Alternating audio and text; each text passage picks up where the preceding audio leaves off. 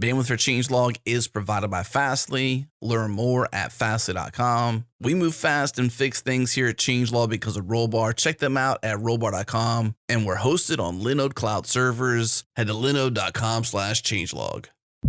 This episode is brought to you by our friends at Rollbar. Move fast and fix things like we do here at Changelog. Check them out at rollbar.com/changelog. Resolve your errors in minutes and deploy with confidence. Catch your errors in your software before your users do. And if you're not using Rollbar yet or you haven't tried it yet, they want to give you $100 to donate to open source via Open Collective. And all you got to do is go to rollbar.com/changelog, sign up, integrate Rollbar into your app. And once you do that, they'll give you $100 to donate to open source. Once again, rollbar.com/changelog.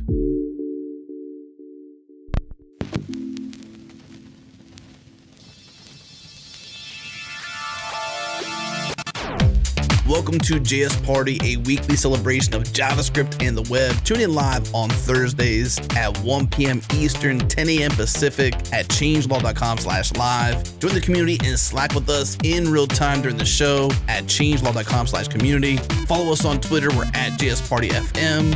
And now on to the show. My, oh my, we are here for a party and we are excited because we're always excited on JS Party, but especially today, have a couple of new panelists. Yay. We have Divya Sasidharan and Emma Wedekind. Emma's joining us all the way across the pond. Divya joining us from Boston. Ladies, we're so happy to have you here. Yay, happy to be here. Yeah, thanks for having us. We are going to dive into lots of interesting conversations today about JS, the web, books, all sorts of things. But first, I need to tell y'all about a raffle that we're doing. So, you know, we like to go to conferences and represent. The next conference we will be at is NodeConf Columbia. K-Ball will be representing JS Party there. That's on June 21st and 22nd in Medellin, Colombia. And our good friends there have been so nice that they've donated a ticket for us to give away to one lucky listener. So here is how it works. There's two ways to enter. And in fact, I'm going to break the rules. I'm going to add a third way today because, hey, why not? So the first two ways is way one, you can rate or review JS Party in your podcast app of choice. You can do that up to 10 times. So feel free. And we'd appreciate that. Of course, 5-star reviews only. If you're going to rate us like 1 star, we're going to give you a free ticket. Like something doesn't make sense there, but please do that. Or you can share your favorite episode of the show on social media. You can do that as many times as you like, 1 entry per episode shared. And after you do that, you basically just take a screenshot, whether it's your review or your social media post, and email it to jsparty@changelog.com. That's how you enter. One lucky winner will get a free ticket to the conference. Does not cover flights and hotel, unfortunately, so that's still on you, but you get into the ticket, into the conference gratis. The third way I'm adding right now, because let's face it, word of mouth is really the best way that people find out about podcasts. That's how I pretty much learn about all the podcasts that I like to listen to. So a little bit of word of mouth entry. Think of a friend. Think of a person who could really benefit from this show. Send them an email and just refer the show to them. Simply blind carbon copy jsparty@changelog.com so we know that you sent it, and that will be an entry as well. So this goes on for the entire month of April. If you're listening live, that means you got a couple of weeks. If you're listening produced, that means time's about running out. So go ahead and get those entries in. And we are excited to give away that ticket. So thanks to our friends at NodeConf Columbia. We're very much looking forward to that show. Okay, with that out of the way, let's get to know our new panelists a little bit. Emma, we just had you on the changelog. It actually went live, published a few minutes ago. So a bunch of our listeners will get to know you. So let's start with you, Divya. First of all, we're very excited to have you here. Thanks for joining us. And tell us a little bit about yourself and what you're up to in the JS/web world. Yeah, so I'm Divya, as Jerod mentioned, and I am currently a developer advocate at Netlify. Netlify is a cool product. If you haven't used it, you should check it out.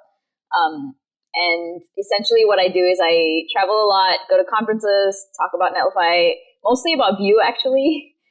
And K-Ball knows this because I've gone to like multiple conferences, and I've chatted people's ear off about Vue because I really like the framework. And in terms of like overall JavaScript landscape. I've worked on like a couple of open source projects. I think currently my focus is very much in the Vue ecosystem and that framework. So I'm kind of invested in that at the moment. But yeah, like I bounce around quite a bit. So what is it about Vue that you like so much? I think the community is a huge part of why I picked Vue. So I think it's a very personal thing, like picking a framework. Sometimes the decision is made for you based on like the company that you work for and the technology that was already picked. But for me, I had the privilege of kind of like being able to choose. So I did React in the past and then picked up Vue about 2 and some years ago. And mainly because I thought the community was really good. And also I just really liked how accessible like the documentation is. So learning it was really easy for me and I really enjoyed that. And I also found that just like chatting with people on the core team was fairly easy. So if you're just a developer who picks up a framework, usually you're kind of far away from the actual core contributors.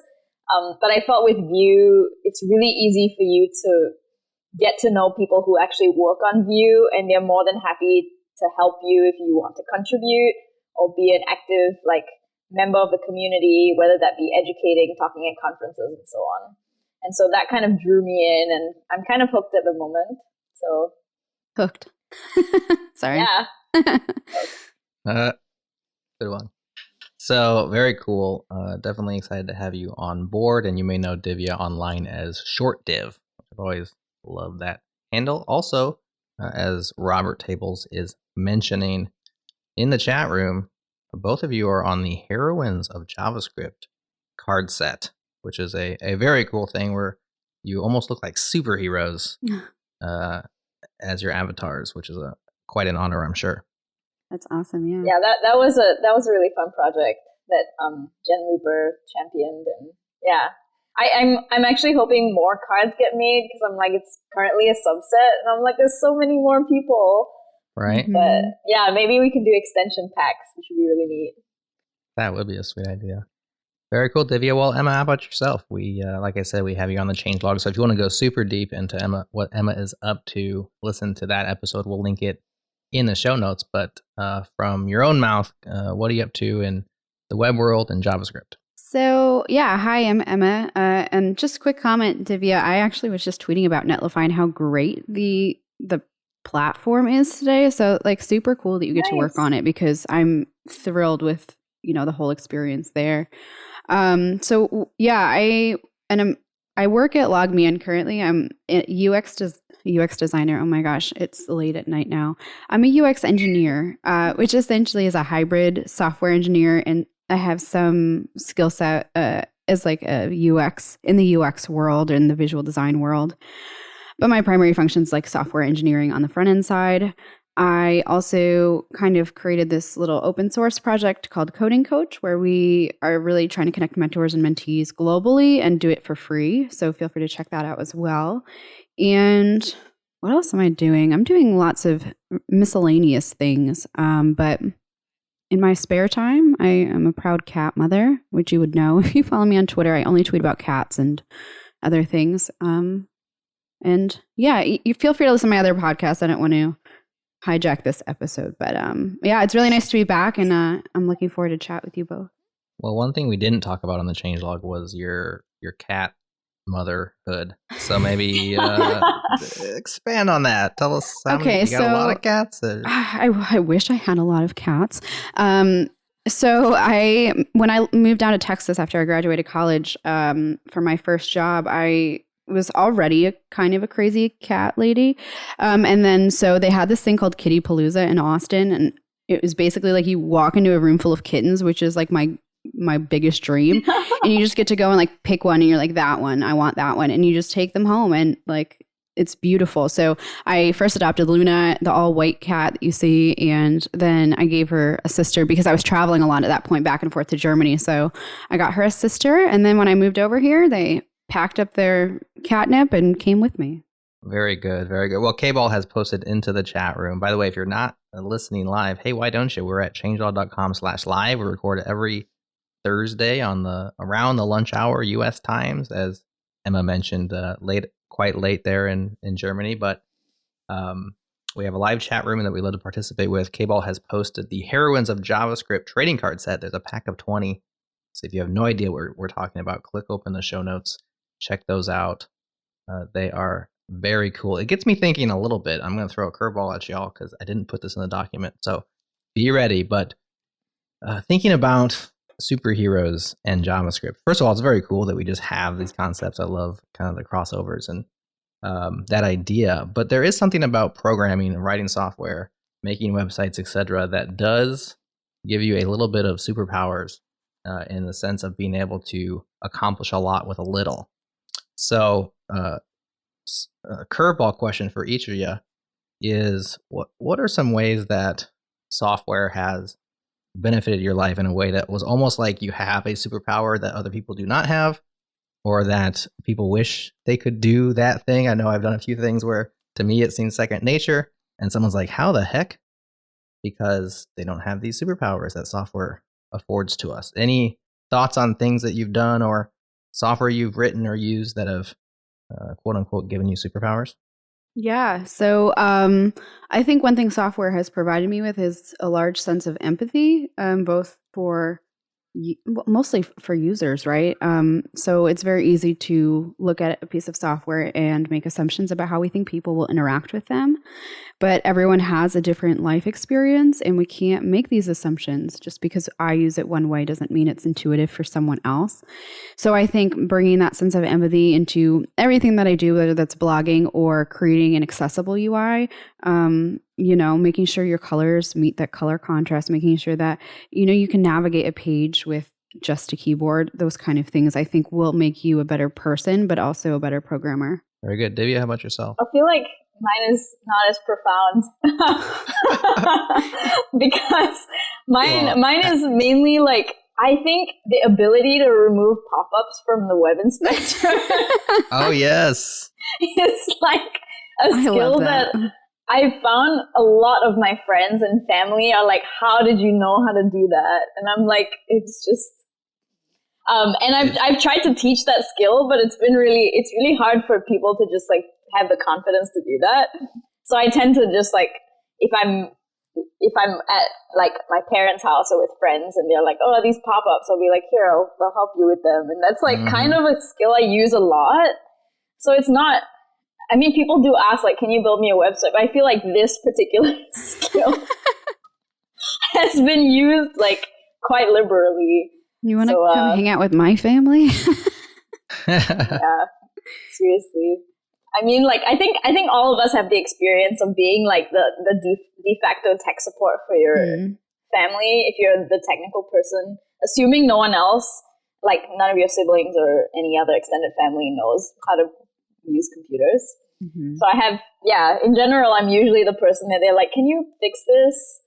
And this is unrelated but related because my grandfather had like, those slide projectors where you have like tiny slides and then you have this wheel that you have to like put the project and you have to and there's like the focal point and the light and various things. So old school. Yeah. So my grandfather, he's like in his 90s. So a lot of his photos are slides and he needed to buy a slide projector to see them. And so he was like, hey, you're a technical person. Can you operate this? And I was like, I'm technical, but not, that's a different, I mean, I figured it out, but So see, you figured it out. That makes you the right person for the job. Yeah. Related, so I used to teach intro to web development. I've probably told this story before. If you podcast for long enough, you've told all your stories, but here I go anyways. We would have the first couple of days of the course. The entire goal is just to get people excited and feel empowered and like think about the possibilities that they could do. And so the very first step that we would take is we'd say, okay, load up your favorite website, and everybody would go to whatever site they like. And then we would show them the web inspector, the dev tools, and then we would find a div and we would hit the delete button.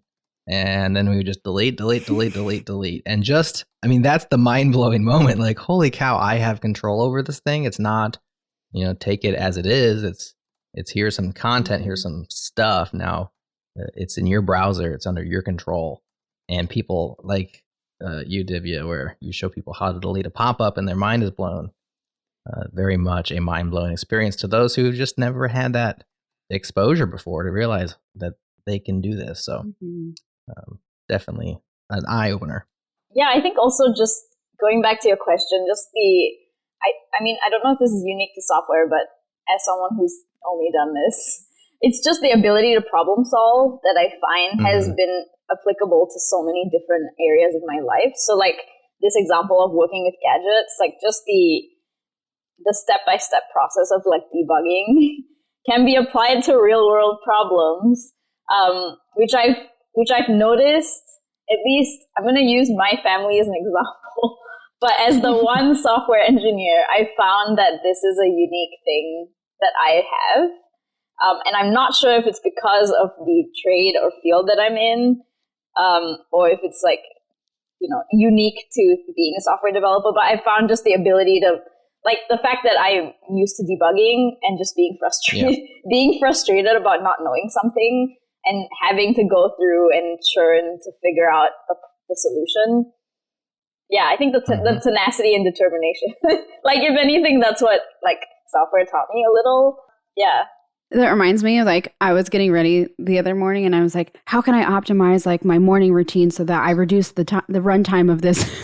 I'm like, oh gosh, I've reached like max nerdy at that point. Yeah, it's like when you go like biohacking and hacking your like routine and lifestyle, and which I've done. It happens. I totally understand. And I can't visit websites anymore without instantly forming opinions about bad user experience or like bad tech choices or how slowly it loads. It's like a double-edged sword. Mm-hmm. Yeah, I get laughed at for that because I'll be like, because someone will be like, this restaurant's great, and I'll go on their website and I'll be like, their website's horrible. Yeah. So like Alinea is one of the best restaurants in the US, and it's based in Chicago, and like their website is dreadful. I was like, I don't understand. Don't eat there. Yeah, but like I think a ticket to get in is like $500 or something crazy, and that doesn't include alcohol. But their website is dreadful. I was like, maybe they should use that money to update that. So it's a bit of a gift and a curse too, because on the curse side, and maybe this resonates, maybe it's just me, but when you're using a website and you submit a form and something goes wrong, I start troubleshooting on behalf of the website owner. I start thinking maybe the CDN is, out of date. Maybe their JavaScript errors. I'm going to see what's going on. Like, was it a client-side validation? Did I enter it wrong? And I can't not think those things and just use the web as it's designed. So I did that too. Like I had this like medical, so I moved to Germany, but like I still had outstanding medical bills because America. And so they kept emailing me like, you have an unpaid bill. And I keep trying to go into this patient portal and it would not load. I think it was probably the fact that I was now in Europe. It like refused to load. And I opened the console and it's just like a mass murder of red errors. And I sent them a screenshot. I go, if you want me to pay my bill, you fix your website.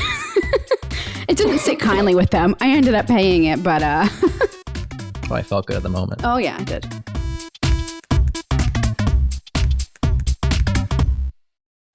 This episode is brought to you by Linode, our cloud server of choice, and we're excited to share they've recently launched dedicated CPU instances. If you have build boxes, CI/CD, video encoding, machine learning, game servers, databases, data mining, or application servers that need to be full duty, 100% CPU all day, every day, then check out Linode's dedicated CPU instances. These instances are fully dedicated and shared with no one else, so there's no CPU steal or competing for these resources with other Linodes. Pricing is very competitive and starts out at $30 a month. Learn more and get started at linode.com/changelog. Again, linode.com/changelog.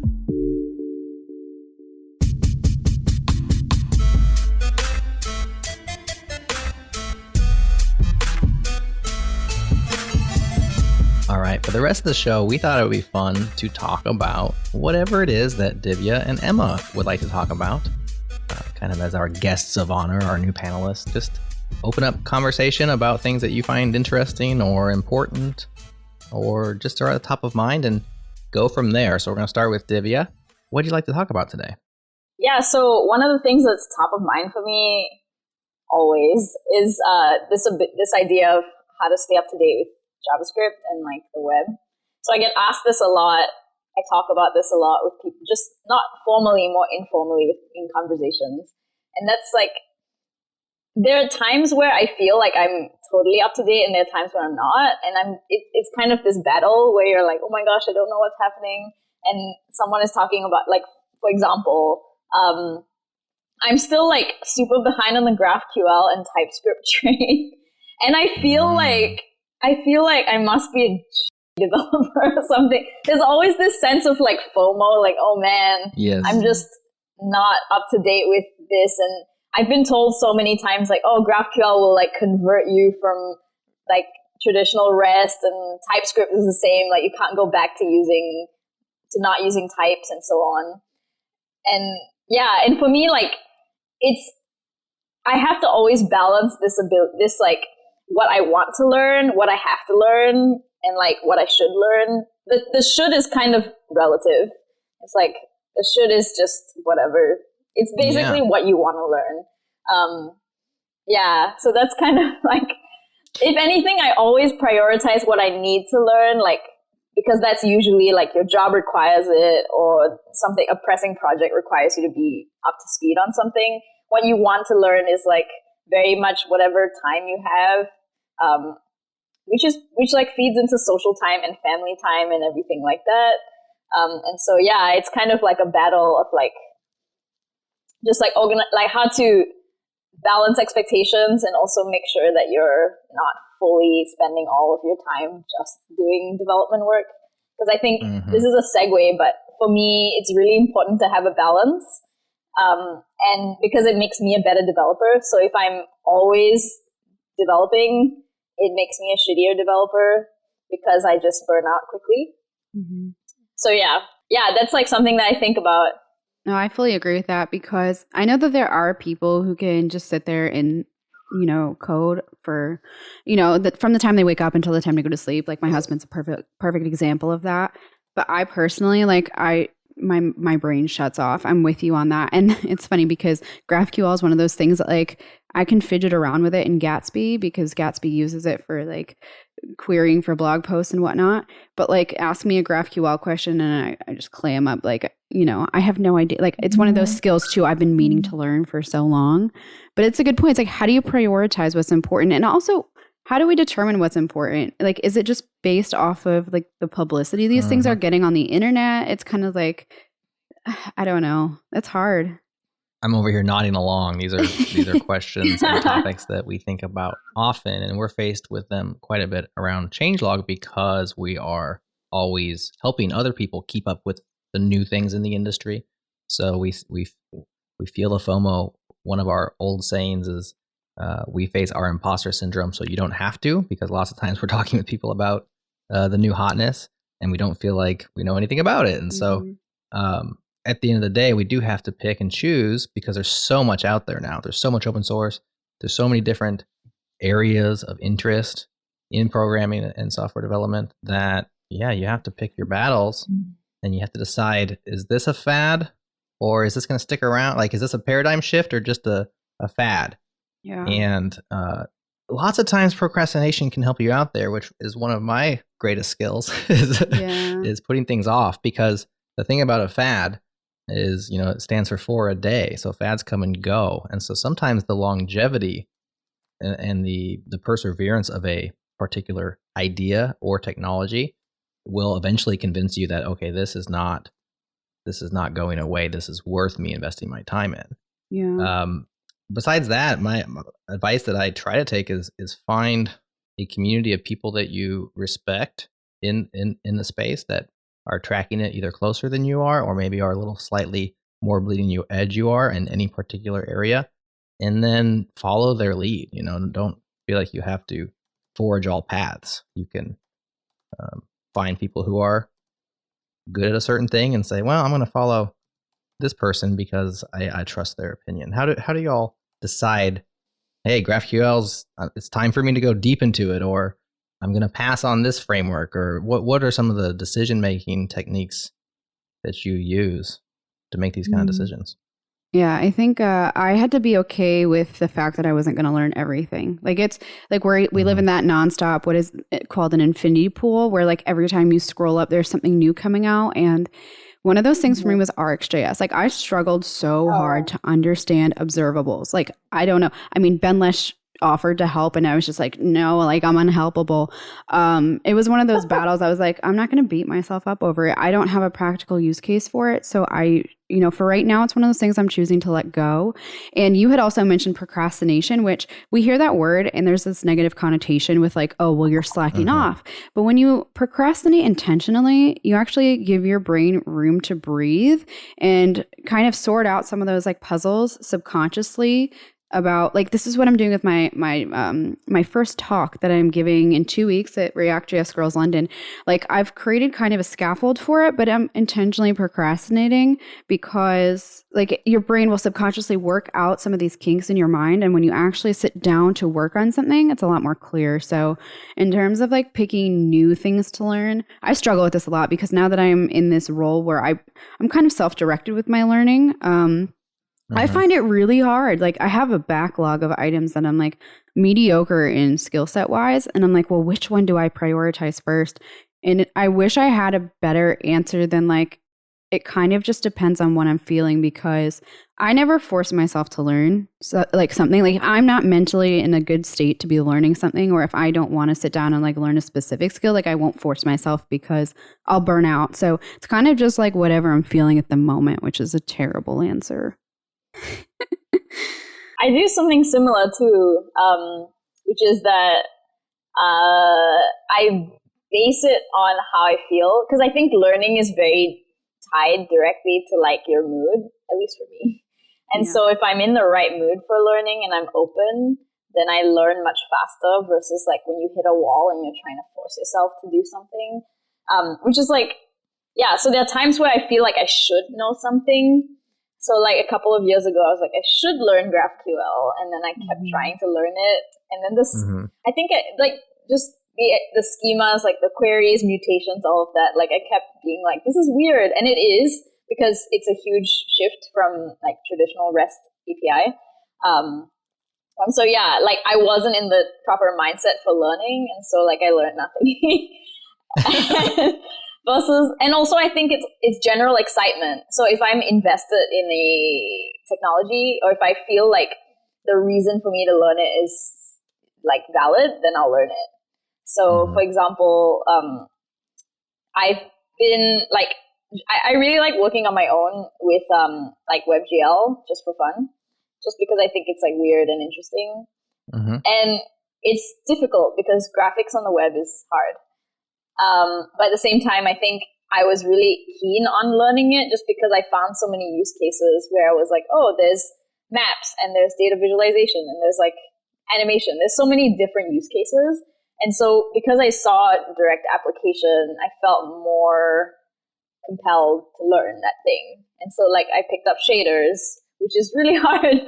But for some reason, like my ability to see how I applied it allowed me to kind of learn it quickly rather than, and I think this is my general approach to learning as well, which is I'm very much like a practical application type person, which is why like traditional like computer science degree, like I didn't do a traditional computer science degree. It didn't make sense for me because I can't just sit in a class and be told like, this is data structures without knowing why I'm learning it.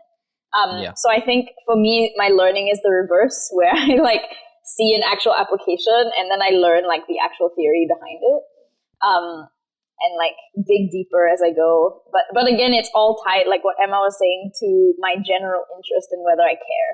So if I'm like REST works for me and like I don't see a point in me using GraphQL now, I'm not going to learn it. And it's the same with TypeScript. I'm like, I get and I understand why people want types in JavaScript, but I was like, nah, the framework, I mean, JavaScript as a language doesn't have types, and like, maybe that's great, and I kind of like it like that, because I don't have to think too much, and also just like general comfort, because I think for me, I try to balance productivity, so if I try to introduce too many new things and force myself to learn new things, then I'm not as productive, which means I'm more frustrated, which means I don't feel like I'm getting anything done. So if you can introduce new concepts like bit by bit. So if you're like, I already have a general way of working and I want to bring in this one new technology in, maybe RxJS is that, then I'm still working within a framework that I understand. But like there's this other piece on the side that I'm trying to learn. So it's not as difficult, rather than being like, I'm going to learn Elm, which is one thing I actually did. Like I think a couple months ago or something, because one of the internal projects at Netlify is built in Elm. It's not something that we use like actively, but I was like, oh, I want to change something. And then I tried to learn Elm as a whole and then failed. To make one change. Yeah, I was like, I just want this link to be highlighted when I hover over it. And then failed miserably because I didn't know what was happening. Well, I will say I also haven't jumped on the TypeScript train, but I have a different reason. I just want to make Nick Nisi mad, and so I just refuse to adopt TypeScript. So Nick's mad at me. Yeah, I think Nick has like at one point talked my ear off about TypeScript. He's like, you should use it. Pretty much anybody who knows Nick has had the talk. No, just kidding, Nick. Okay, similar topic, a little bit shifting gears. I want to pitch this back to you. This came up in the chat. When we talk about learning, investing in ourselves and our knowledge and learning new technologies, the other side of that coin is the balance that you talked about, Divya, life balance, right?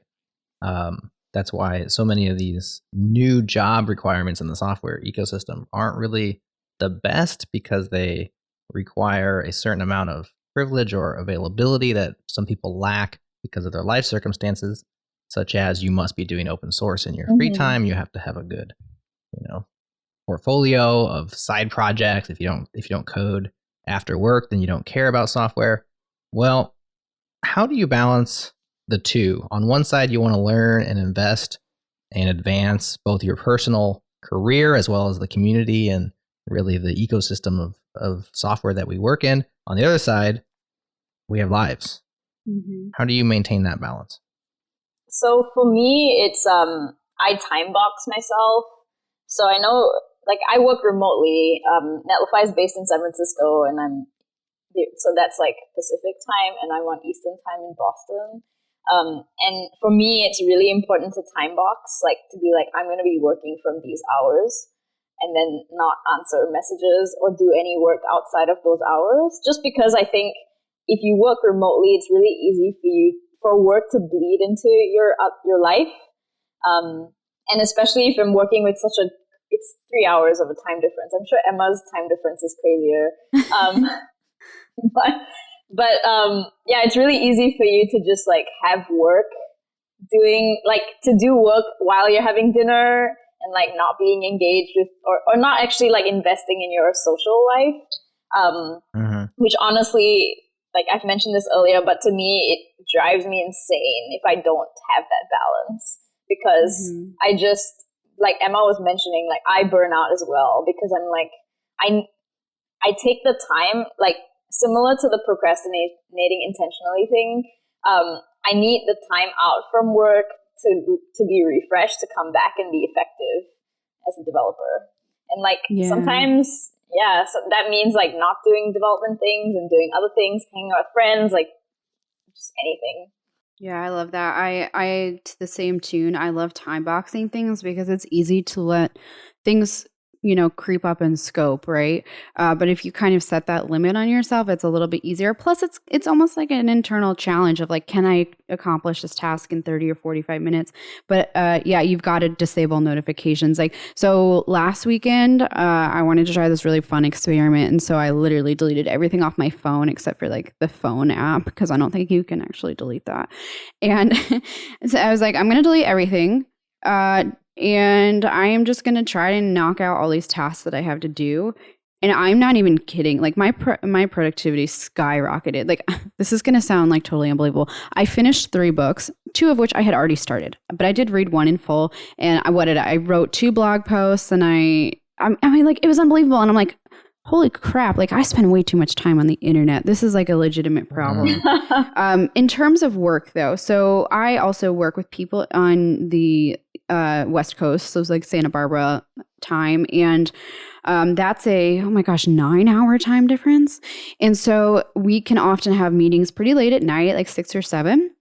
And to compensate, like I'll make sure that I take time off. You know, I'll like leave work at 4 and like sign back on later. Like I don't overwork. You know, when I have late meetings. And I had this great conversation with my boss the other day about quality over quantity. So like it used to be that people were, you know, signing in with timestamps, and you were like literally signing in and signing out to track your hours. But now that people are gravitating towards these salary jobs, or they're becoming more prominent, like my mentality is, you're not paying me for 40 hours of work necessarily. You're paying me to get my stuff done and to do it well.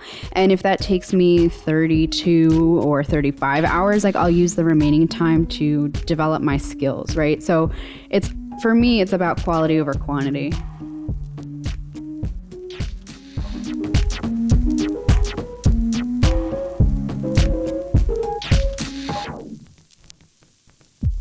This episode is brought to you by Manifold. Manifold is the easiest way for you to discover, buy, and manage the best developer services for your application, regardless of your cloud. Manifold is changing the way developers and cloud services work together, easily find, integrate, and share the best cloud services. And what's interesting is as you assemble your stack, you can organize your services into projects, then create and invite team members to collaborate via role-based access controls. And I love their hacker-friendly sign-up experience too. For example, if you're on a Mac, you can install the Manifold CLI via Homebrew, then run Manifold sign-up to get started. It's so easy. Learn more and discover the best cloud services for your projects at manifold.co. Again, manifold.co.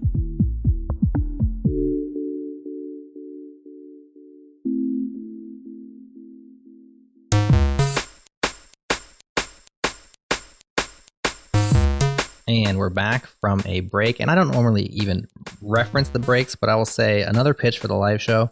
We just had a great conversation during the break. Y'all missed it. No big deal. This is the official show, but the live show is fun. We have lots of fun in between times. But here we are back on the official party. And we're going to talk about what Emma wants to talk about. So Emma, pitching over you. Your choice. What are we going to talk about next? We're going to talk books, because this is what I spend my time on when I'm not being on the internet, when I'm not on the... I can't speak English anymore since moving to Europe. When I'm not on the internet, I read things.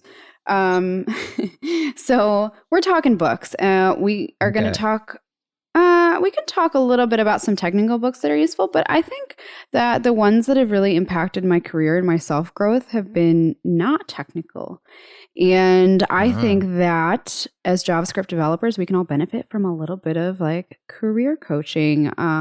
So I want to start this out talking about habits and goals. So there's this whole concept of like, you have to have goals to succeed. You need to write your goals down to like make progress. And I was hardcore into this whole mindset. I had bought into it until today, because I was listening to Atomic Atomic Mindset. Oh my gosh, now I can't even remember the name. Atomic Habits. Oh, there we are. I was listening to Atomic Habits today, a book I was skeptical about, and he had 2 great points that I would love to start this conversation with. The first one being, instead of goals, focus on systems. And what that means is goals are the end point. It's where you want to be after, it's like your holy grail. However, when we focus on that, we're not focusing on the steps it takes to achieve these things. So systems is the methods that you put in place to get where you need to be. So here's an example. So let's say I want to speak at a conference. That's my goal. well, if that's my goal, like I haven't defined how I'm going to get there. So instead, let me focus on the systems, which is become knowledgeable in maybe like one or two specific areas that the world would be interested in learning about. And then the next step maybe is applying to things. And then maybe you talk to really renowned speakers and get, tips for that. So instead of focusing on those tangible checkbox things you can check off, focus on the steps it takes to get there, and those goals will be achieved in the process. So that's the first thing. And the second thing that was so profound to me was this idea of habits. And we all know, habits are the things that allow us to become more disciplined or potentially reach our goals or define our systems. But he talked about changing your habits. And this is very hard to do, but the deepest way to change your habits is to change how you your identity in a sense, or like change the way that you interact with the world. So he gave this example about smokers, someone who's trying to quit smoking. So the first person is offered a cigarette and they say, no, thanks, like I'm trying to quit. The second person's offered a cigarette and says, thanks, I'm not a smoker.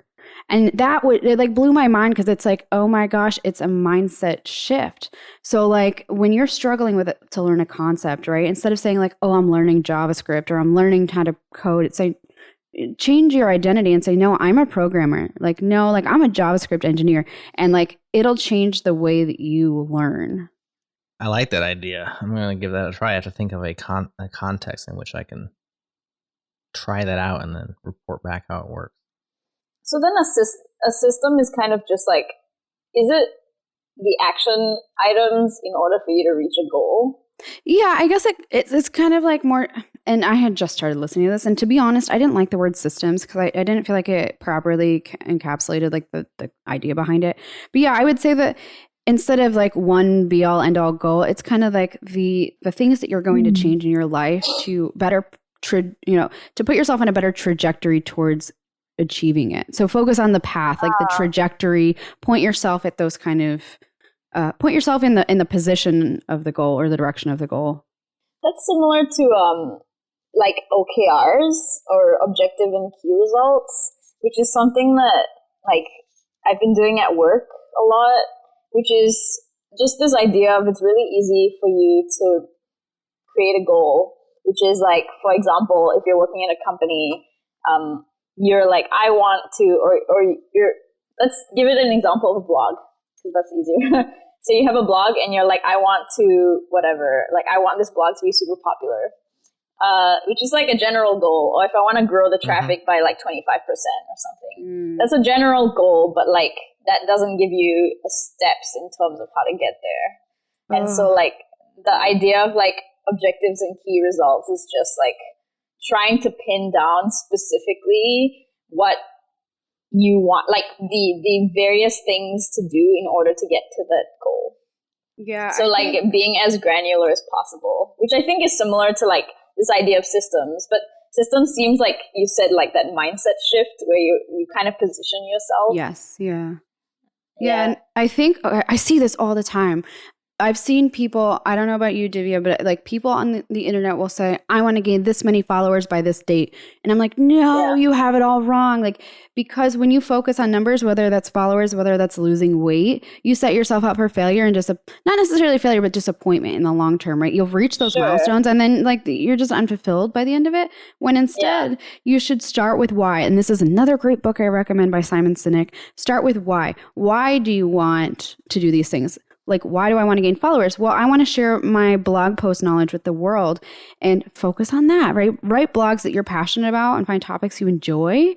And that's your why. And the followers will come in response. But like, don't start with the data, or like, don't start with wanting followers. So that's a great point, because I found, and that's something I think this is for everyone. So like every year at the beginning of the year, everyone is like, I want to do these things. And then you never really achieve them. And like I've been doing similar and reading about like how exactly to how to be motivated, how to change habits and so on. And a lot of it has to do with like your reasoning behind it. Because I think on a subconscious level, if you don't care, you will convince yourself and find excuses to not do the thing.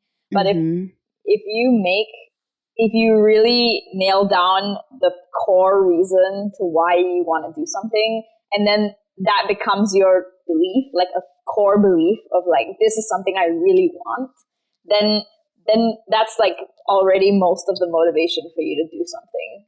Yeah. So like, yeah.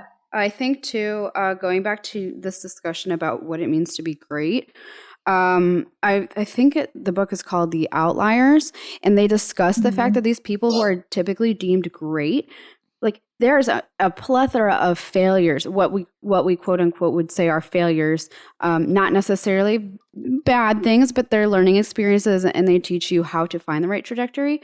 But we only see the 1 or 2% of things that become notable in the world. And so if you're struggling to learn programming, or like you're having this imposter syndrome, everyone that you look up to in the industry, in the world, in history have gone through these trial and error type of things, and they've come out the other end, and there's no reason you can't do that as well. That's the one where he talks about like the 10,000 hour rule or something. I think so. Like yeah. you have to put in that many hours in order to reach expertise, and like without those hours. Yeah. So that's why I'm good at debugging now. Because I spent 10,000 hours on my crappy code. Yeah. So any other books on your mind? I have a book topic that isn't a specific book, but I have to bring it up. But I will, Emma, if you have other books you want to talk about specifically that you've been enjoying lately, or that you would recommend to folks, we can go there first before I do my little rant. There's one other one that I will recommend to anyone listening to this podcast, anyone who's an engineer or developer, specifically in the UI, right? Is Refactoring UI. I read this last weekend, and it is one of the most incredible books I've ever read. It discusses the high-level psychological reasons why we do certain things in the UI and the best practices. And the biggest, like the too long didn't read of this is, most of us can look at a UI and be like, that's a great UI, or that looks terrible, but we can't explain why. And this book uncovers those reasons behind why things don't look good or why they do look good. And it could just be a matter of like padding or margin pixels, or like a little bit of color tweaking. I highly recommend that to any developer who's struggling with design or making UIs look great. So just a small plug for that. I couldn't recommend it enough. But now I am intrigued to hear what you were going to discuss. That I just want to like plus one that, because I think Refactoring UI, that's like the Adam Wathan and Steve Sugar book, right? I forgot the authors' names, but it was incredible. It's the one you posted. Yeah. Yeah.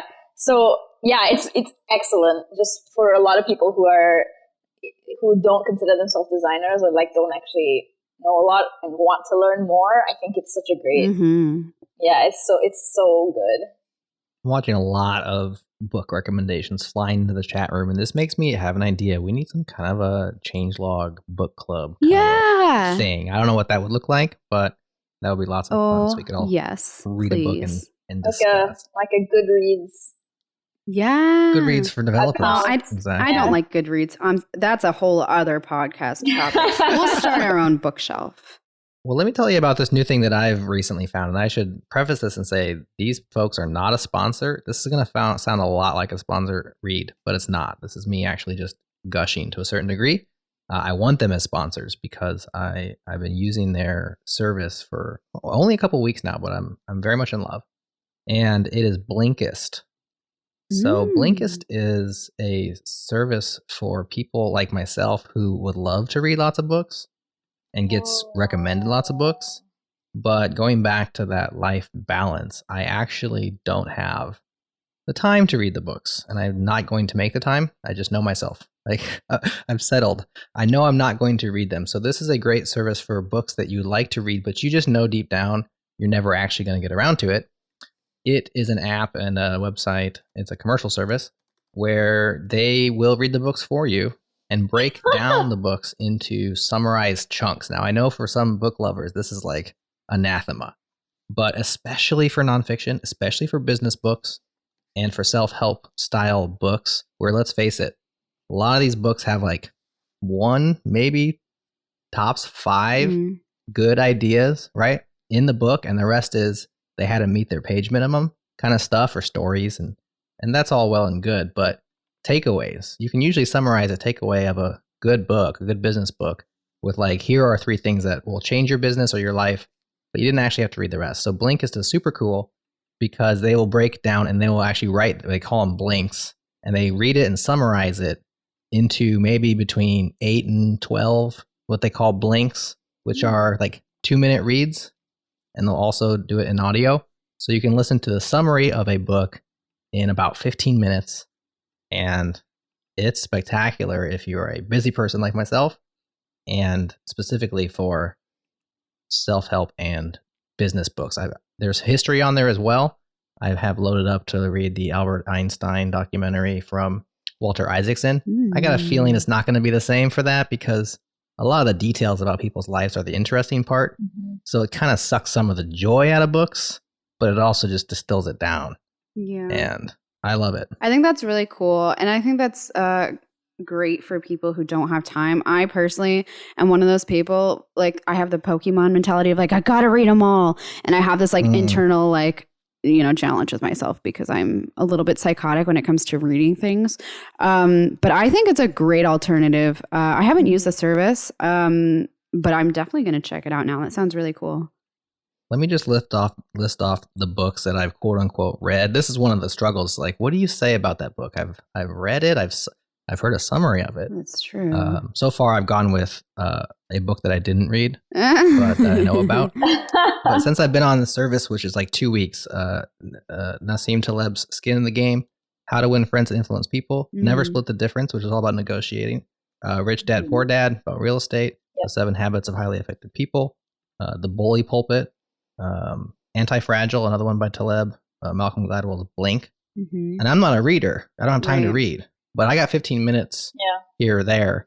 And so that's like 7 books that I mean, sure, it'd be better to read these, but honestly, I'm just never going to do it. Yeah. And I can get some takeaways. Yeah. So it's cool. It's a cool idea. I wish they did that with tech books. Oh, yeah. I'm like, please download this book to my brain. Tech books go out of date really fast too, so you have to like read really fast. Can you imagine? Yeah. No, but imagine writing something like that, and it's like 1,000 pages about, I don't know, JavaScript functional programming, or you know what I mean, like something super highly technical, and then by the time you publish it, it's already depreciated, and it's like, oh, what have I done with my life? Yeah, totally. That's why I think Manning does the like if you pay, you get to read specific chapters as you're writing them, or something like that. Oh, cool. Yeah, so that way you can like update and I don't know. But Jerod, actually, similar to what you're talking about, that what Blinkist I think is called reminds me a lot about. So I read this book called How to Talk About Books You Haven't Read. Oh, nice. Which is kind of like weird. Is that like recursive book writing? Like, I don't know. Yeah, it's kind of strange. Did you actually read it, or are you just telling us? I did actually read it. Okay. Yeah, because it fascinated me. Because I came across it like at one point and then was like, I'll read it. Because it seems like kind of blasphemous to write a book about not reading books. Yeah, no doubt.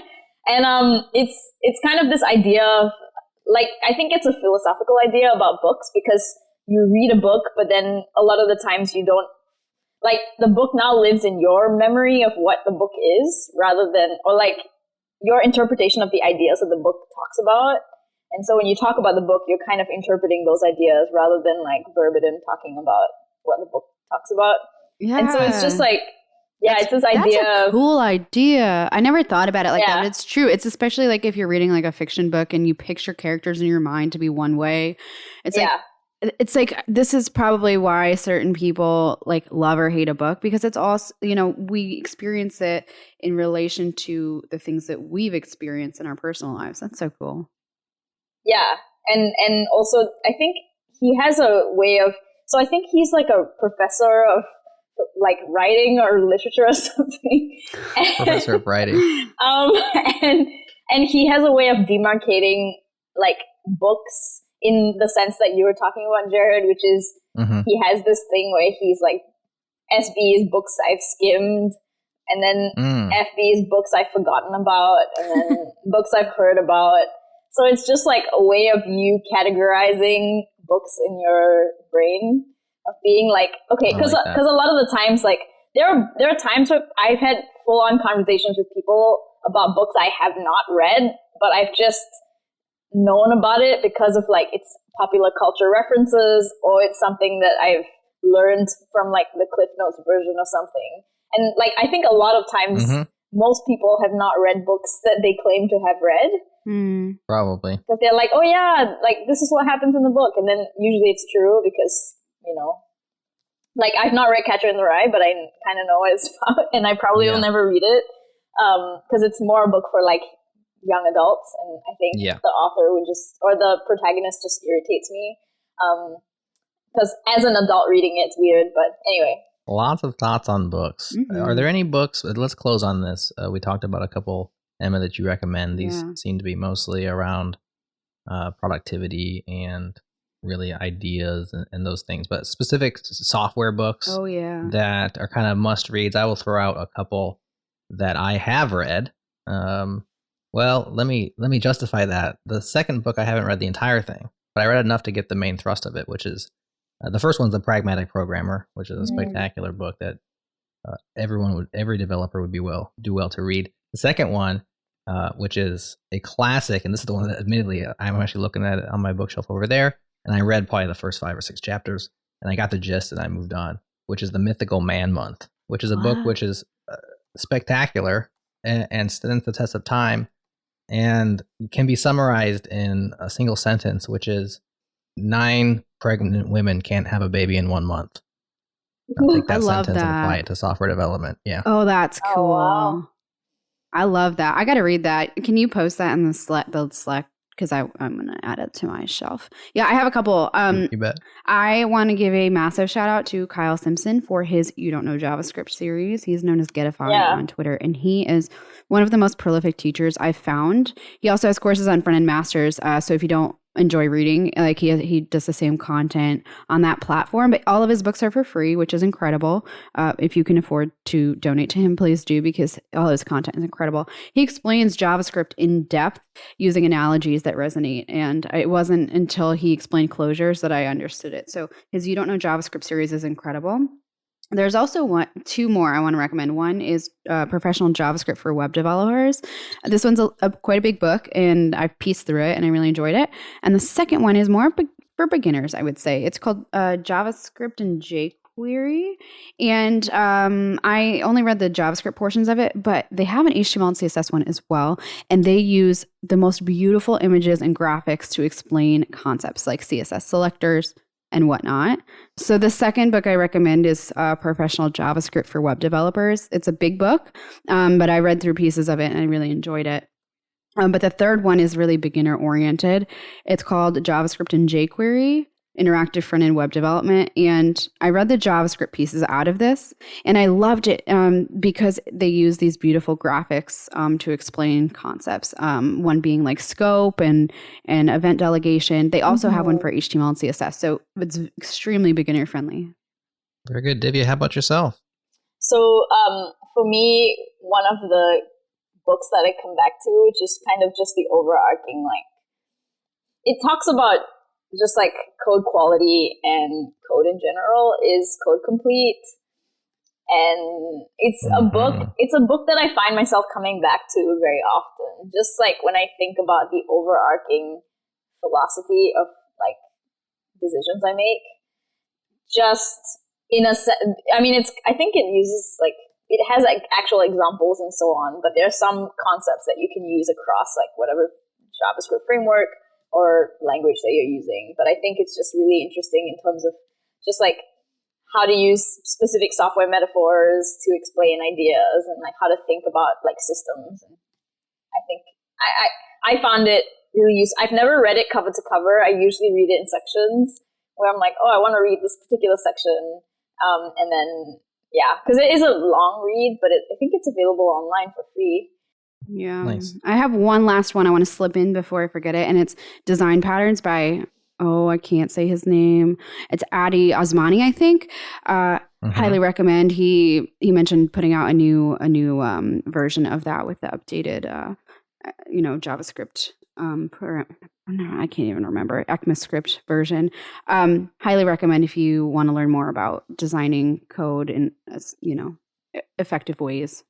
Yeah, that was my like my go-to like Bible, so to speak, when I wasn't using frameworks, just because like, if I was just doing things like vanilla style and I wanted to create my own, like, because now I think most frameworks are pretty opinionated about the patterns and like the things that you use. But that book helped me explain like what exactly singleton was, because I didn't study computer science.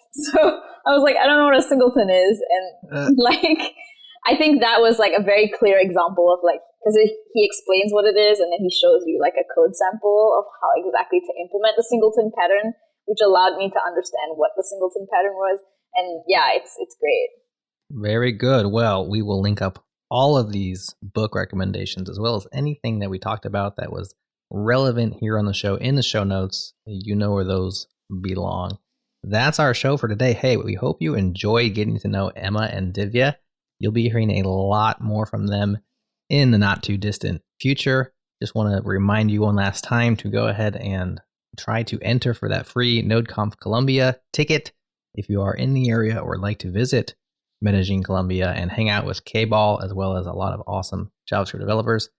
Definitely enter. 3 ways to enter: rate or review the show in your podcast app of choice, share a favorite episode on social media, or just email a friend and BCC jsparty@changelog.com, and that's how you will get entered. So you have till the end of April to get that done. Please go out and do that if you're interested. That's our show for this week. We hope you had a lot of fun. Next week, Henry Zhu will be joining us talking about Babel and all sorts of other things. He has a cool new podcast all about maintainers, so stay tuned for that. That's our show. We'll see you next time. Yay. Yay! All right, thank you for tuning in to JS Party this week. Tune in live on Thursdays at 1 p.m. U.S. Eastern at changelog.com/live. Join the community and Slack with us in real time during the shows. Head to changelog.com/community. And do us a favor, share this show with a friend, rate us on Apple Podcast, go into Overcast and favorite it. And thank you to Fastly, our bandwidth partner. Head to fastly.com to learn more. And we move fast to fix things around here at Changelog because of Rollbar. Check them out at rollbar.com. We're hosted on Linode Cloud servers. Head to linode.com/changelog. Check them out and support this show. Our music is produced by Breakmaster Cylinder. And you can find more shows just like this at changelog.com. Thanks for tuning in. We'll see you next week.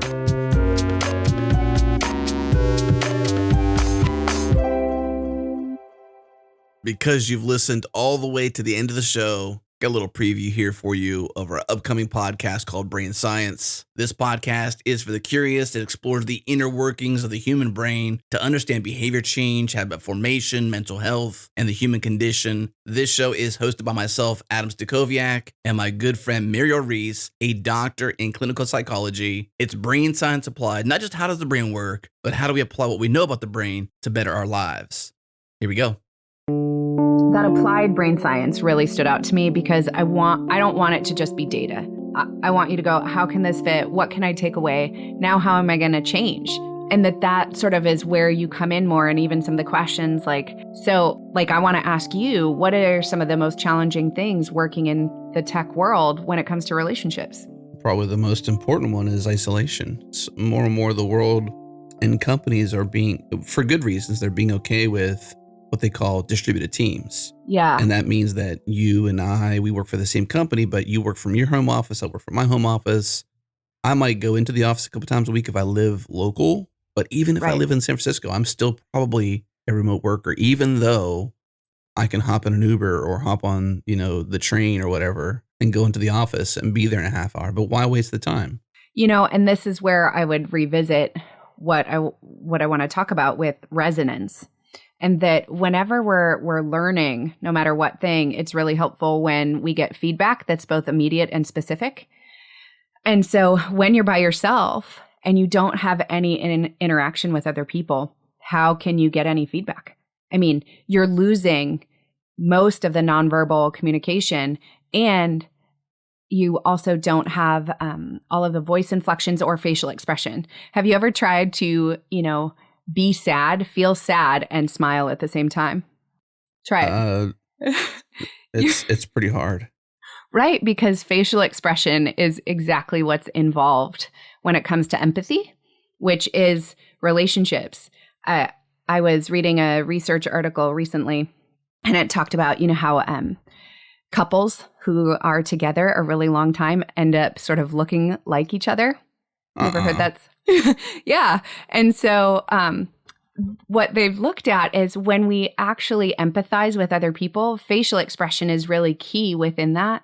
And so when you empathize with the partner you're with over and over and over again, your face begins to make the same creases and facial expression as it relates to where somebody else is emotionally. Wow. Right?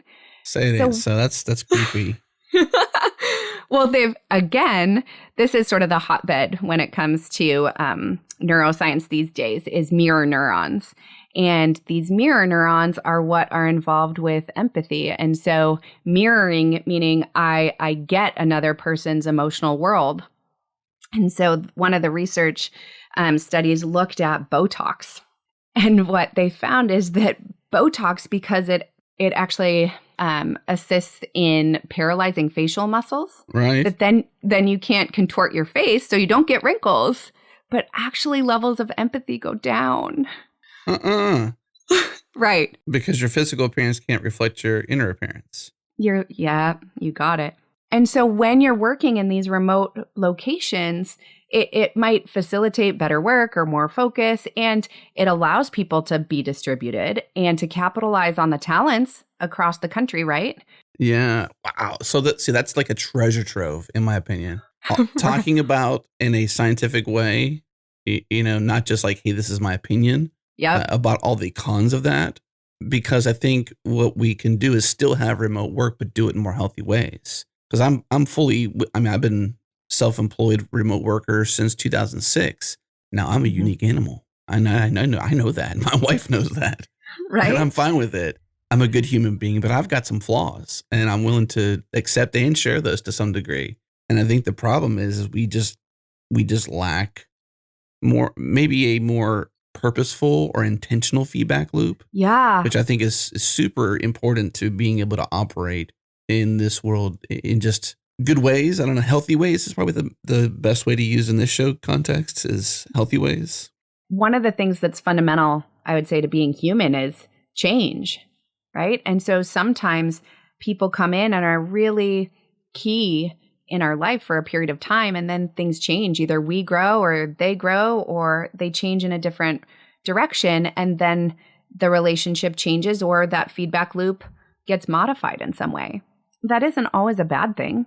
It's just my sense of choice actually is a critical component when it comes to feeling good about my life. If I feel like everything is sort of outside of me and I don't have any charge over it, like I didn't choose to work in a more remote location, or I didn't choose to go to school, or I didn't choose this person, then it feels far more oppressive, as opposed to I actually participated in the outcome that I'm actually experiencing.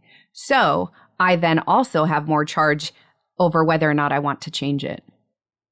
I think this feedback loop process that we're talking about here is super common to developers. From people who write code to people who plan and to engineer and to manage and lead. Like, there's no one in the software process that doesn't understand the feedback loop. And the reason why is because in product development, they have this concept of agile.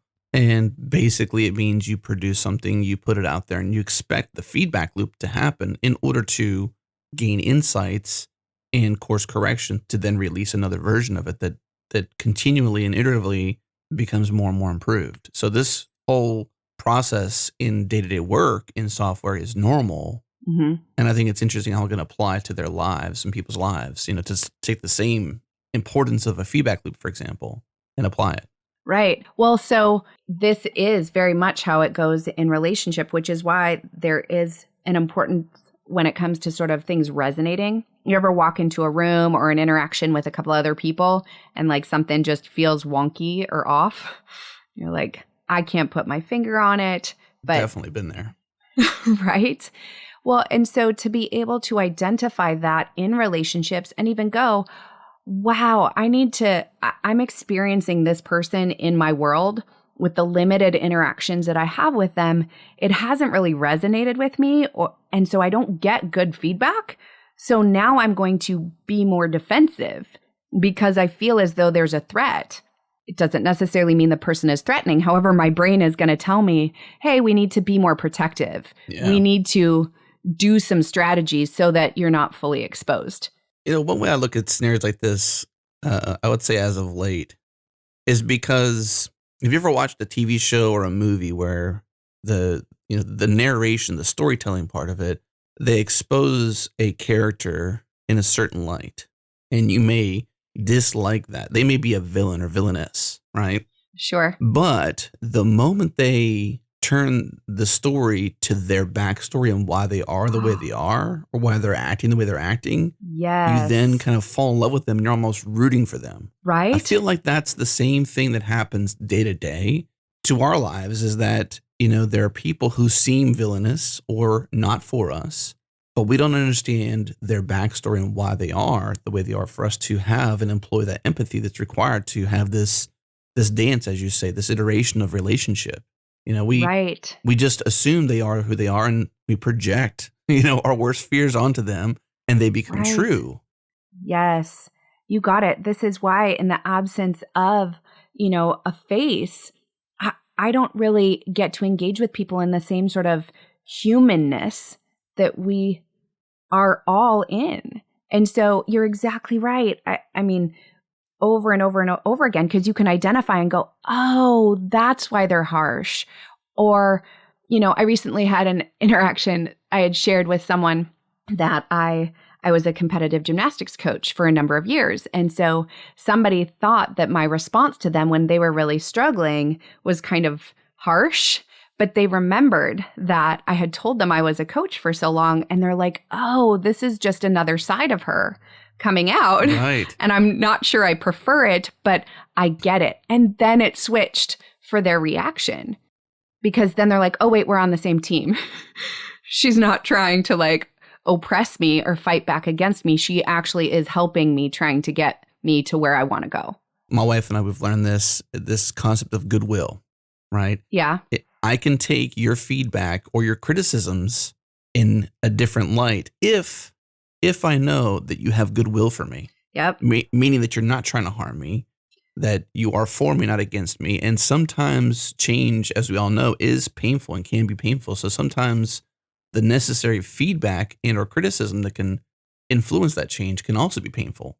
But I can accept it differently if I know that she or they or whomever is in the scenario with me has goodwill for me, whereas if you know that they're not for you, then you obviously take it a whole different way. And that's an okay thing.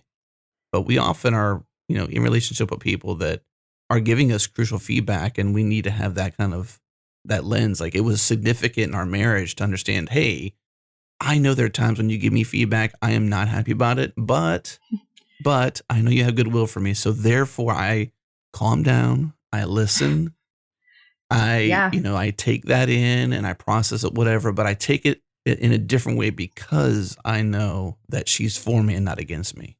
Yep. One of the key things when it comes to change is a sense of openness, and even relationally, of going, I need to be able to see how somebody else responds or how they're feeling as based on their perspective of what they're going through, and not just my perspective of their perspective. And so this goodwill is I believe that we're on the same side and that you're not trying to make it harder for me. But so I can understand if I were sitting where you were sitting, had the background that you had, why you would have taken it in that way. And then I can provide an opportunity to clarify or create more connection, even when it doesn't feel good. And I honestly think this is so much of what's missing in people's relationships. If I look at relational interactions through the notion of conditioning, wherein I get a sort of hit of dopamine, feel good feelings because I went to a person, I had a conversation that didn't necessarily feel good, but there was openness on both parties to hear one another's perspective, that it actually then reinforces oh, when I go and I have this exchange with people, I feel better.